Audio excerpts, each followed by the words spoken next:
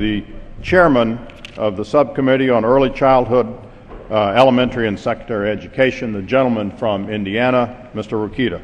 The gentleman from Indiana is recognized for 5 minutes. Thank you, Mr. Chairman, and I thank the Chairman of Education Workforce for yielding such time. Well, here we are again. Perhaps the culmination of this debate that started yesterday afternoon here on the floor, but it's been going on in committee now for several weeks, and in this nation now for 12 years. Mr. Chairman, you know it's been 12 years since we've been on the floor debating these issues. I'm encouraged by that fact alone. That some of us had the leadership responsibility, the courage to bring some of these issues to the floor for the betterment of our teachers, our parents, and mostly our students. But I rise now in strong objection to the substitute amendment offered by my colleague from California. I oppose this amendment for a number of reasons, because it's more of the same, quote, Washington knows best, unquote, that's brought us here today.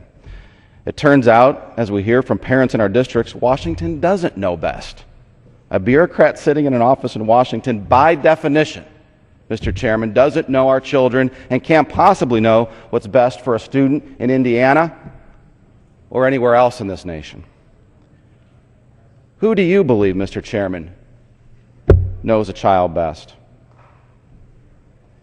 Is it the bureaucrats in this 10 or 11-story rectangle-like building known as the Lyndon B. Johnson Department of Education? Or is it this mother or this father who knows their child? Who do you trust, Mr. Chairman, with your children? Do you trust the bureaucrats in this building 1,000 miles away from where you live? Or do you trust you and your wife?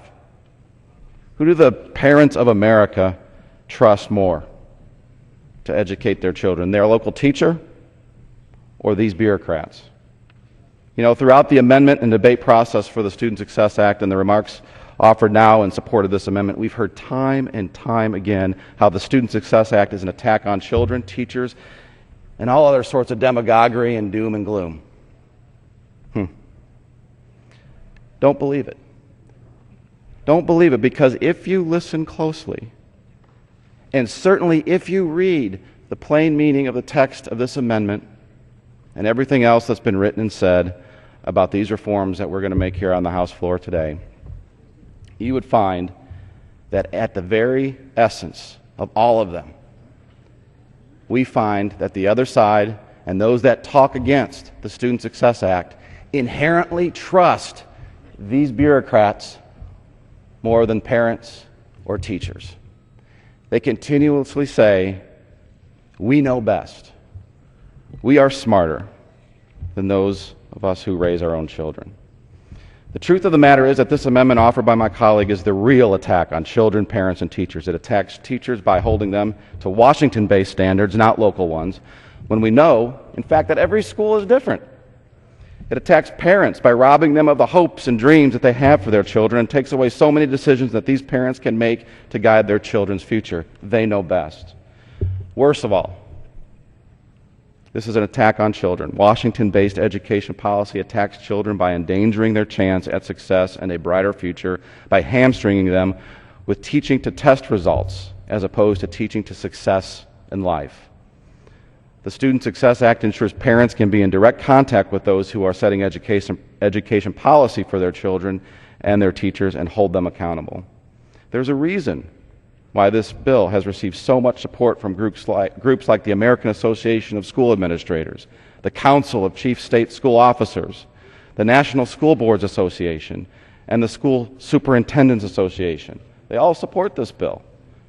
The Student Success Act will give states and schools the flexibility and incentive to administer their policies effectively. The Student Success Act encourages teachers to be innovative while also responsibly measuring success. It's been said here just recently and time again that no, tenure and credentialism should be what we measure teachers against. I say no. It doesn't matter how long, Mr. Chairman, a teacher has taught or how many classes they've taken. What matters is how well their kids are learning. what their success is. And that's what the Student Success Act does.